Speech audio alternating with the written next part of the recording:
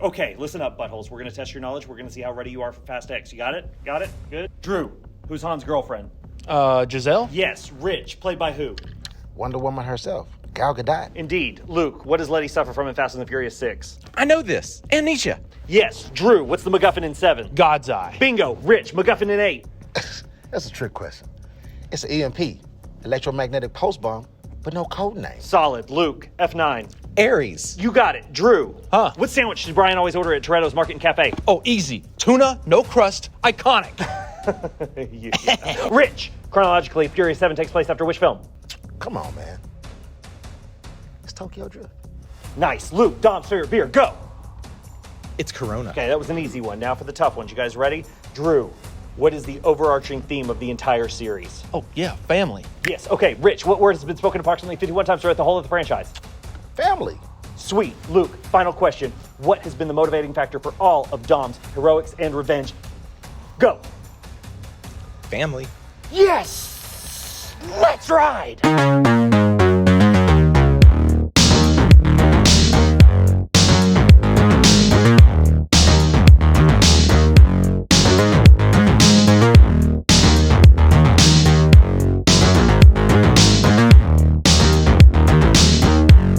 What is going on, everybody? Welcome to Tavern Talk.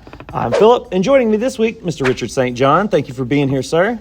Thank you for inviting me. Yeah, absolutely. I mean, it's pretty big. You know, we had Guardians a couple weeks ago, but this is kind of like we're officially in the summer movie season now. Right. And I know I'm excited to have you here. You're an actor, kind of entrepreneur, motivational speaker, just kind of all-around artist, and very familiar with the film world, TV world, all that kind of stuff. So I'm excited to have you here and get your opinion on this new Fast movie. That's what we're talking about. Fast X or Fast 10, Fast and the Furious 10. Yes, there have been 10 Fast and the Furious movies since 2001, plus a spin-off for Hobbs and Shaw. Oh, I got plenty of go. But no, where do you kind of come at the Fast franchise? Actually, I started in the beginning. Okay, Like, when it first came out, I started at the beginning. Like, one of my favorite lines is, Ejectocito. Ejectocito, cuz! Good old Tyrese, I go back all the way back to the beginning. So, you know, it's been a journey watching everybody grow and seeing, like, The Rock come in and other people come in. So I've been enjoying it. Yeah, it's kind of crazy where it started. In the first movie, they were literally, like, stealing DVD players off 18-wheelers. And Right. now we're, you know, it's a James Bond movie, essentially. Right. So it is, and the amount of characters in this thing is both, like, so fun to watch, but also, like, kind of detrimental to the whole thing, because it's just like it has to spread itself so thin because it's covering so much ground. Right. You don't know who to pay attention to. No, there's so many. Like, everybody has a very important part. Yeah. And everybody is still, even though it's a lot of characters in the movie, in the film, everybody's character is pivotal to the movement of the franchise. Yeah, because I mean, like, it's even hard to, like, keep up because, you know, 10th movie in a franchise, they've kind of, like, doubled up on family members and people who have come back from the dead. It's a long story. All kinds, like in this one, I kind of forgot that Charlize Theron was even going to be in this movie because she was the villain like 2 movies ago. Shatter your family. Right. But then, you know, she was in the 9th one for a little bit and then shows up in this one. I was like, oh, okay. And then you've got new people coming in. Brie Larson, the guy who plays Jack Reacher in the Reacher series. And then Jason Momoa is the biggest addition, is like the big bad in this one. And that dude's just having a blast. I promise I was trying to figure out, why do I know this guy? Yeah, I mean, and then you've got your core family. You got Right. You got Dom, you got Letty.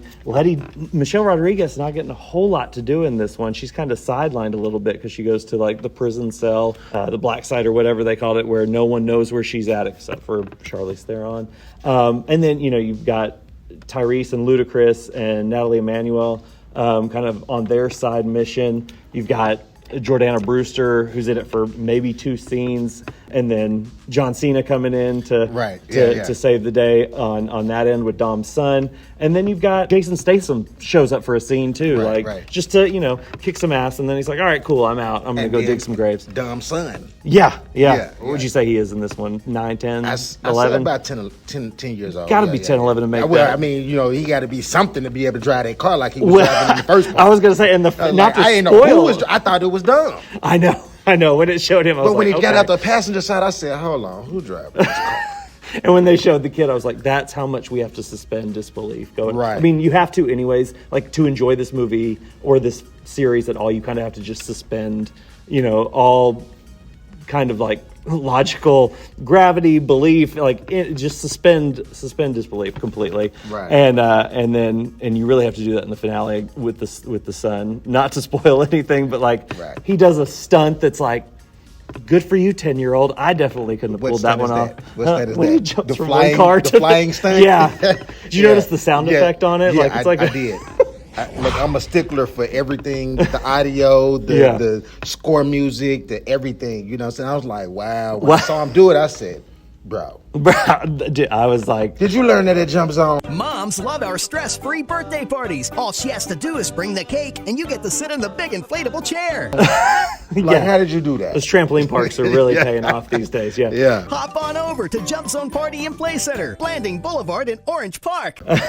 No, but again, like I was kind of laughing at it, which is kind of the intention at this point because they know how ridiculous it is. So they're kind of like making fun of themselves. Even one character says at one point, the Jack Reacher guy, he was like, how did we let things get this far? And you could kind of sense the meta-ness in Right, that. okay. So you caught that too? Yeah. Okay, because like that, okay, so Dom's car is actually a tire commercial for whoever makes those tires. Yeah. Oh, They was on 100%. fire for like 2 hours of the movie. Yeah. And I'm like, okay, so, but let me ask you this here. Okay. Because I like plots and twists. What a twist! As far as like all the other villains. Yeah. And all the other Fast movies, right? What would you say was the difference about this villain opposed to the other villains? I was gonna say, so the last couple movies kind of got like bogged down in their like self-seriousness, which kind of took away from like the fun element of just enjoying these like ridiculous action movies. Yeah, they're like, Dom went rogue in 8, and then 9 it was just like so big and so blown out of proportion, like, and so much going on. It just felt convoluted to the point of like, what are we even doing here anymore? You gonna turn your back on family? right. This one felt a little more focused because it was kind of streamlined through the Jason Momoa bad guy character and how they tied that into the 5th one and everything. But Momoa definitely sets this one apart from especially the last couple of entries because he's like maniacal, definitely evil, but he's also very flamboyant, and it's just like, and he's comical. Yes. It's like he goes from yeah. to, I'm just gonna go Dixon. Oh no, he didn't say He Dixon didn't say- Grace. yeah. No, when he was painting Somebody the will be toenails, here to he was bury like, you yeah, in a minute. somebody will be here to bury you guys. Yeah, and he's just Just very let that like, dry. Yeah. Like it was just funny how he actually entertained himself. Right, yeah. That's what a great makes it funny because he didn't care if the audience thought it was funny. He thought he Yeah. was funny. That's a great way to which put it. made it funny. Yeah, no, it was, it is because it was really good. Like, it's not just your standard stock bad guy. He really like, he has fun with it. Like, and he brings his own spin to it. I've seen a couple people online, who saw the movie earlier, like saying it was kind of like Joker. You can't make an omelet without breaking some eggs. But I definitely caught that vibe, especially when he gets punched and is laughing and everything. Right. Like, I would say he was a cross between Joker, the Penguin, and like a touch of Freddy Krueger. oh, that's a good one. That's a good Freddy plot. was funny. Yeah. If you really look, isn't so. He had that. But he had but I will say this: he was very much on. I don't know when he had time to plant all the bombs. Yeah, no, so many bombs. He was serious. That was his favorite toy for sure. Yeah. He utilized those as much as possible. But what did you think? So, obviously a big thing about the Fast franchise is the action scenes, is the races. I thought it was neat that they kind of brought some stuff like back to basics. There is like a car racing scene in the middle of it. There is. There's even a shot like in the very first movie where it kind of goes through the car and then explodes out the back when they hit the NOS button and everything. Right on the first one. Yeah, and they did it again here, which I thought was really cool, and it does, like, you can tell they're intentional throwbacks to kind of say, hey, we do remember our roots, but it also is like big to the point of we know where we're at now and we know it's ridiculous, but we're going to have fun with this. Because I really did have a fun time with it. Is amazing. Yeah. To see how it is, to see the progression of how they did where they started from. And I see what you're talking about when they actually went back to say, okay, remember when this happened in the first one? Right. But you have to be like a fan of the franchise to remember what happened in the, Yeah, I think it was broad enough that you could enjoy it just as a passive fan. If you're coming through and maybe you've missed a couple of them, they catch you up enough where you can understand the plot of this one. Right. You may not know some of the characters or why or how they're connected to other characters, but you'll get the general gist of it. And this one, I think it is kind of notable as well. So this was supposed to be directed by Justin Lin. Justin Lin directed 3, 4, 5, 6, and 9, and he was going to go ahead and do this one, but they brought in a guy named Leterrier, but he did like The Incredible Hulk, the Now You See Me movies. All his movies have just like this intense pacing to them. They're very energetic, very kinetic. You can just feel the kind of excitement bouncing through the pacing of it, and it worked well in this universe. So that was a little bit notable too, because it was the first. Justin Lin kind of has heralded a lot of the core of this franchise, but F. Gary Gray and James Wan kind of did 7 and 8. So there's a little different mix as of late as far as director and kind of vision and everything. But this one just it fell in with the rest of the series, and I thought it just it moved. The action was really cool to look at. Had a couple nice set pieces where they threw in jokes in the midst of the action sequences, which is always nice because it just feels like a little extra care was taken to execute those. I would say this. One thing I do like is with the amount of star power that they have in this franchise. Yeah.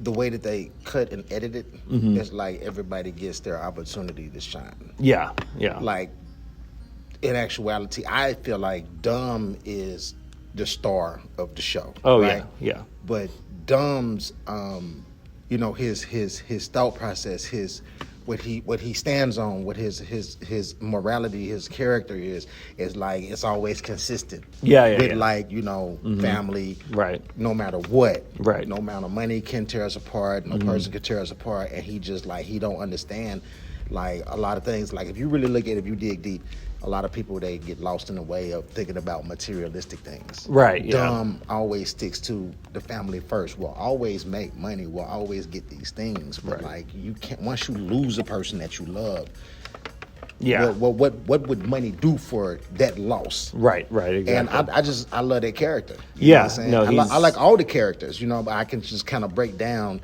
every character. I like the way that Ludacris is kind of like the brainiac, and then Roman is he's solid, but he's funny, but he's kind of, I don't want to use the word flaky, but he's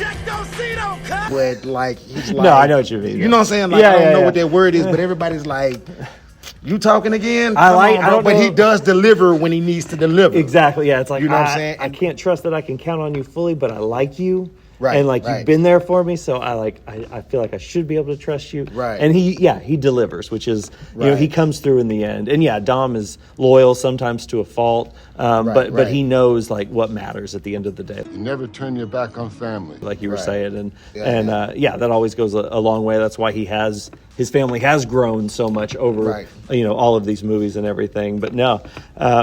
And that's why he gets the respect level, because the villain understands, if you look at you got the text and then you got the subtext. Mm-hmm. So the villain understands, in order to I can't just kill him. Right, yeah. I have to get to the people he loves. Yeah.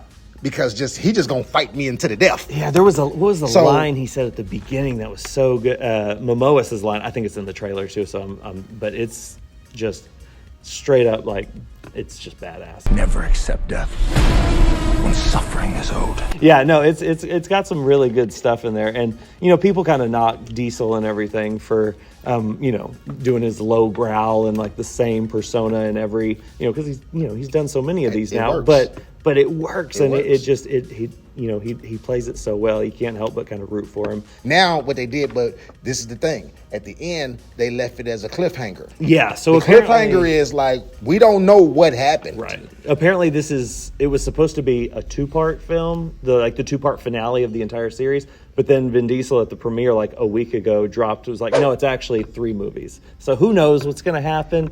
I have no idea. But then But then they cut it right there. Yeah. And then what happens is if you're not really a movie buff, most people get up and walk out. They Right. don't know that there's another scene Yeah, after stay- the semi-credits. Yeah, mid-credit Right, scene. right. Definitely So check then- for it. So then The Rock walks in to the same. Thanks Was a lot. that the old police station? I don't even know where he was at. It Am I looked like tripping? an old theater. No, remember when he said, Yeah, in the old Whose one. name in- is on the in- deed? Who's in Rio? who's- Yeah. Yeah. whose name is on the deed to the police Dante, station? Yeah. Maybe it was. Maybe it was the old theater. Because it was the the same, old police station. It was the I same couldn't tell. TVs that Dom was looking at when he Right. was on the red phone. Well, the house phone. Yeah. So then The I guess rotary. that was the other guy, that the villain that was talking to The Rock, because The Rock was the one that pulled the trigger on his dad Yeah. when they stole yeah. the safe. Right. Yeah. So now it's the cliffhanger, but I was like, oh, okay. Yeah. Now it's like they're probably already in pre-production for that movie already anyway. yeah. So I'm curious if in what capacity Momoa will be back, because if nothing else, like my thought coming out of this was, okay, if 10 is remembered for nothing else, it'll be the one where Jason Momoa showed out as the villain. Like, oh, which one is Jason Momoa in? He Where he's was great and fun. Oh, it's the 10th He one. was the highlight. Yeah, he was the absolutely highlight. agree. You know what I'm saying? So, and then the other part is we don't know. Did John Cena actually die? I don't buy We it. don't I know don't that. buy it. Not for a second do We I don't. buy it. He did the honorable thing. There's another but reveal. did he die? There's we don't know another, that. like, character return moment in the very last scene of this movie, and if that character can come back, Any anybody character can can. come Yeah. back. So You can't see me. I don't buy it for a second, but Right. we'll go out on the high He note of climbs Jason. out of the rubbish on the next Right. one, and he, Yeah. he army crawls to Yeah. the. Hey, Han brother, came- come get me. Han came back from literally like the same scenario, so It's a long story. we'll see if Han Solo. Everything's perfectly all right now. We're fine. We're all fine here now. Thank you. Oh, okay, Yeah. okay. My bad. So I'm saying You gotta but you remember when they froze Han Solo? Oh, yeah. And he Oh. came back. Okay, my bad. Yeah. I got confused a little bit. I know. So he's No. he's definitely not dead. No, That- definitely It not. wouldn't even make sense. no. I mean, to me, it wouldn't make sense. He has To to come dispose back. of Cena I mean, he so might early? have broke a few limbs, Nah, I don't- but he'll be all right. They'll figure something out. Yeah. Somehow he'll be all right. Yeah. Well, we'll go out on the high note of Momoa being the highlight. So, but at the end of every review, we do an out of 5 star. And obviously, we just came out of the theater. We just saw this. So this is like an initial reaction rating. So out of 5 stars, what would you give Fast X? I would give it 4 1/4. Okay. 4 1/4. It had my attention. Yeah. And I was just like, the villain is like, he keep you on your toes. I'm Dante. Enchanté. Like, Yeah. what's going to happen next? Yeah. Because as you think they're escaping the previous obstacle, he has another obstacle. He has so many obstacles. It's like them, yeah. And he wasn't even worried. Like, you thought you got away? Okay, yeah, that's where I wanted you to be at. Yeah. So yeah, no, I Twists, give those it, twists. yeah, those twists and turns. What a twist! Those are the things. The plot twists are what keeps a great film amazing. Keeps you in tune. Keeps you watching. You know what I'm saying? And Yeah. then the delivery of the characters' performance is always great. Yeah. And I really like the way, you know what I'm saying, he did his thing. Yeah, I like it. My main ding on this movie was just that there are so many characters, and they have expanded the cast so much that they at points felt like they were finding stuff for some of the groups of people to do, finding things for them to do. But like I said, I've enjoyed this from the beginning. What? We don't know what happened when the plane family crashed into the side There's of a the couple mountain. major cliffhangers. We don't know. We don't know we don't know who's coming back. So see, now they're doing it different. The previous ones, they'll be like, we'll see. This like, just an turned into ending. a full-on It's spoiler a whole review. cliff. It's a whole cliff. Well, I'm sorry. No. But, It's all good. It is what it is. See it or don't. No.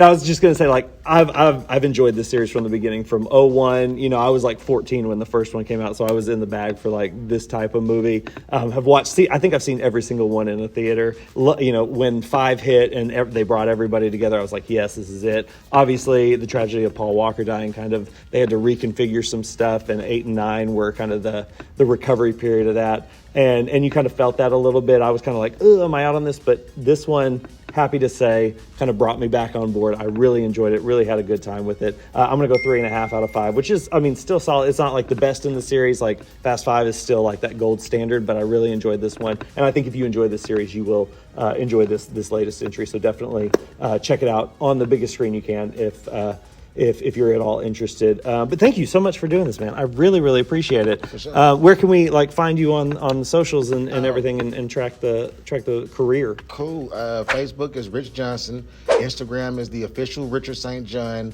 And TikTok is Richard St. John 1052. There you go. Check it out, and thank you guys for watching, first of all, but also if you enjoyed the review and you have been watching, subscribe to us, Tavern Talk on YouTube. Do all that stuff, like, subscribe, hit the notification bell. We try to upload a new review of the biggest releases, so if you're up for that or interested in that, hit those. But that's it. Everything he just said. Yeah. Two times. At those handles he mentioned right before I did. Boom. That's it. Thank you guys for watching. We'll see you next time. Peace.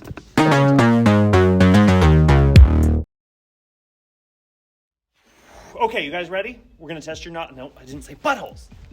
That's a trick question. It was an EMP, an electric Drew, I don't know the line. I know this. Amnesia.